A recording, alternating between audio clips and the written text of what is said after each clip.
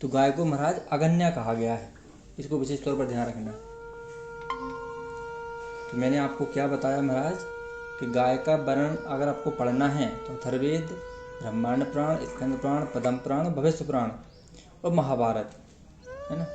यहाँ तक कि जो रास लीला है कृष्ण भगवान की, कृष्ण के बचपन का जो वर्णन है, बाल लीला का जो वर्णन है, वो भी अविच्छिन्न एवं अमिट है गाय के लिए। तो भैया कृष्ण भगवान का तो गाय का बड़ा गहरा संबंध रहा है ना। और वेदों में गाय को अगन्या कहा गया है। वो अगन्या का अर्थ होता है किसी भी स्थिति में ना मारने योग्य। अगन्या का अर्थ होता है किसी भी स्थिति में, किसी भी परिस्थिति में, किसी भी मुसीबत में जिसे हम नहीं मार सकते, वो होती अगन्या। तो भैया गाय का बड़ा उल्लेख है वेदों में, ठीक है।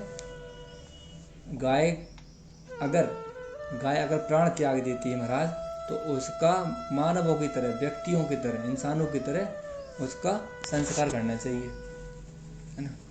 क्योंकि गाय का मांस ना तो जलाने योग्य है, और गाय का जो अंग है वो किसी भी हवन यज्ञ में उपयोग नहीं होता है। तो गाय तो देखा जाए तो भौतिक रूप से अन्न मृत होने के बाद किसी काम आने वाली है नहीं किसी की। तो उसका जिस तरह हम लोग मानवों के संस्कार करते हैं, उसी तरह गाय का हमें कर लेना चाहिए, है ना। तो गाय में तो महाराज वेद में बहुत कुछ है। मैंने कल बताया था, अगर आप कुरान में लिखा है कि गाय के दूध से तंदुरुस्ती बढ़ती है, कुरान में लिखा है कि गाय के मांस खाने से बीमारियां बढ़ती हैं, तो अन्य धर्मों ने भी गाय की जब खोज करी, सर्च करी, उस पर शोध किया, तो उन्होंने पाया कि गाय मृत होने के बाद किसी काम की नहीं है। तो जो गाय का शिकार करते हैं, जो गाय का मांस खाते हैं, वो पिशाच हैं, वो मलेच्छ हैं। उन्हें ऐसा नहीं करना चाहिए, यानी कि वो रोगग्रस्त होने जा रहे हैं, उनकी बुद्धि भ्रष्ट हो जाती है, फिर वो आतंकवादी बनते हैं, पता नहीं क्या क्या। अगर कोई शुद्ध सनातनी हो, और अगर शुद्ध सनातनी का धर्म भ्रष्ट करना हो आपको, धोखे से गाय का उस पर रक्त छिड़क दीजिए, टोटल बुद्धि भ्रष्ट हो जाएगी महाराज। उसके इष्ट देव नाराज हो जाएंगे, कुल देवियाँ उसकी दूर हो जाएंगी उससे, तो कुल मिला के बलहीन हो जाएगा। सनातनी का जो उस पर अमिट छाल है वो मिट जाएगी। तो इसलिए कहते हैं कि गाय का तो हमें बड़ा सम्मान करना चाहिए महाराज। गावो यगस्य ही फलम गोसु यगा प्रतिष्ठिता। गायों से भगवत प्राप्ति होती है महाराज। वो गाय ही यज्ञ के फलों का कारण है, और गायों में ही यज्ञ की प्रतिष्ठा है। तो ये हमें समझ लेना चाहिए प्रभु, इसमें हमें कोई किसी प्रकार से संदेह नहीं करना चाहिए। तो ये था, एक इस टाइप के महाराज आपके प्रश्न आते हैं, है ना। अब देखो महाराज, अब गाय के थोड़े से हम लोग वर्णन कर लेते हैं। गाय को क्या क्या कहा गया है? कामधेनु कहा गया है, सुरभि कहा गया है ना। और हिंदू धर्म में गायों को माता के समान उसका सम्मान किया जाता है। और धार्मिकता से अगर हम देखें, धार्मिक अनुष्ठान के माध्यम से, तो गाय को प्रथम पूजनीय माना गया है ना। क्योंकि पशुओं में दिव्य गो जाति कहा जाता है, तो देवताओं की जो जाति से है वो है गाय। तो इतना सम्मान तो व्यक्तियों को नहीं दिया गया है महाराज, है ना। ये है। तो गाय को ऋग्वेदिक काल में अगन्या कहा जाता था, यानी कि वेदों के हिसाब से, है ना। वो अगन्या का मैंने अर्थ क्या बताया, जिसे कोई नहीं मार सकता, जिसका कोई वध नहीं कर सकता, ये है महाराज। तो गाय वैदिक काल से ही पवित्र मानी जाती है, ठीक है। और भैया जो व्यक्ति गाय का मांस खाता है वो मलेच्छ हो जाता है, वो राक्षस योनि में ही पैदा होता है, उसकी बुद्धि भ्रष्ट हो जाती है। अगर वो सनातनी हैं, अगर उसके पूर्वजों में तपस्या थी, भक्ति थी, तो यहाँ तक कि उसके पूर्वजों को भी इसका दोष लगता है। वो जिस भी योनि में होते हैं उनको भी इसका दोष लगता है। जिस तरह श्राद्ध करने से आपके जो पितृ होते हैं, पूर्वज होते हैं, उनकी आत्मा को संतुष्टि मिलती है, और जिस भी योनि में होता है उनकी उस योनि में सुधार हो जाता है। तो ऐसे ही जो गाय का मांस खाता है, या गाय की रक्षा नहीं करता है, गाय को परेशान करता है, या गाय को मारने का विचार करता है, किसी भी प्रकार से गाय का नुकसान करता है, तो कहीं ना कहीं वो अपने पितरों को नुकसान पहुंचा रहा है। और जब पितरों को नुकसान पहुंचेंगे महाराज तो घर में गृह क्लेश पैदा हो जाएगा, मियाँ बीवी की नहीं पटेगी, बच्चे पिता की बात नहीं मानेंगे। तो कई प्रकार के साइड इफेक्ट इससे हो जाते हैं आध्यात्मिक दृष्टि से अगर हम लोग देखें तो ये था महाराज गाय के लक्षण मैं बता रहा था। अब प्रश्न आता है कि गाय के किस अंग में किस देवता का वास है। तो ये तो प्रभु आप बताओगे, मैंने कल बताया था।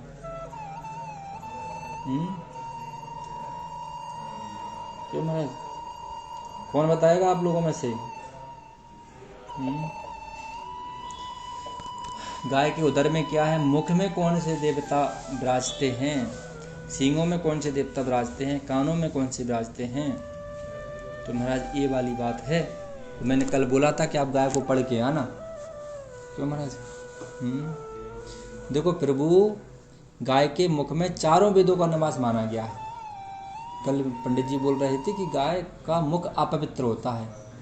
धार्मिक दृष्टि से जो पौराणिक कथा हैं उसके हिसाब से तो अपवित्र होता है, सीता मैया की श्राप लगी है।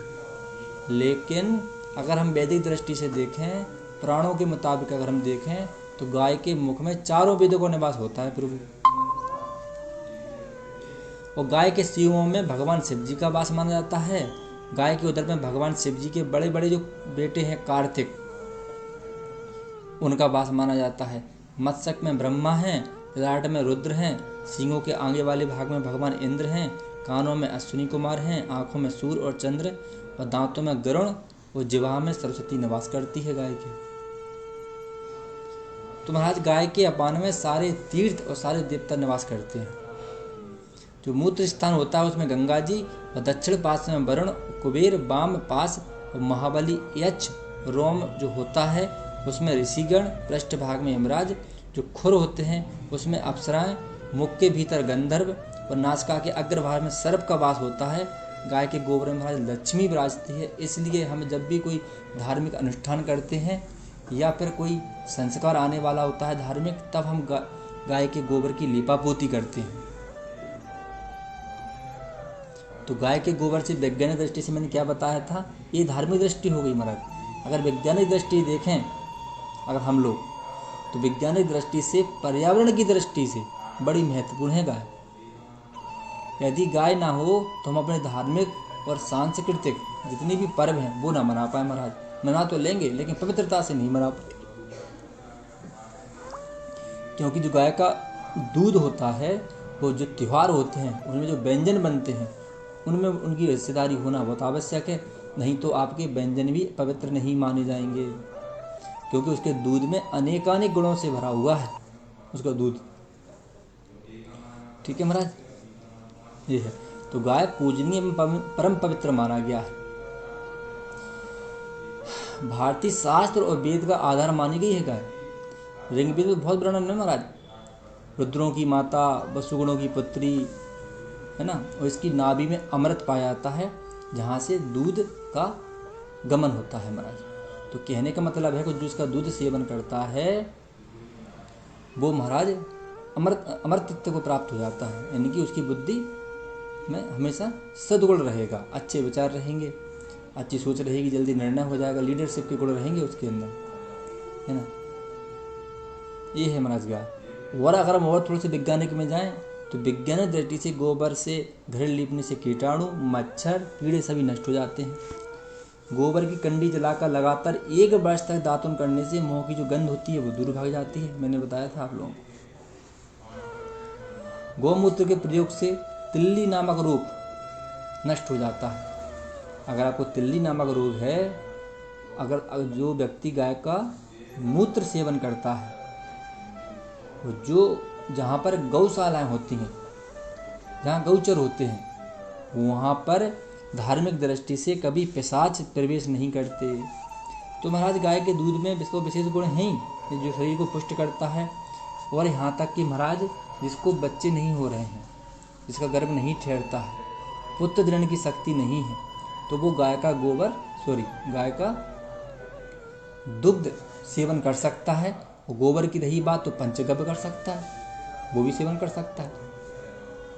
तो पंचगव्य महाराज मैंने बताया था आप लोगों को, ये अलग विषय है, इसमें मैं नहीं बताऊंगा, लेकिन मैंने कई बार आपको पंचगव्य के गुणों के बारे में बताया कि पंचगव्य कितना महत्वपूर्ण है, जो आज विधि नष्ट होती जा रही है ब्राह्मणों में भी, क्योंकि अब टाइल्स का ज़माना आ गया है तो गोबर लीपने की तो बात ही नहीं है महाराज।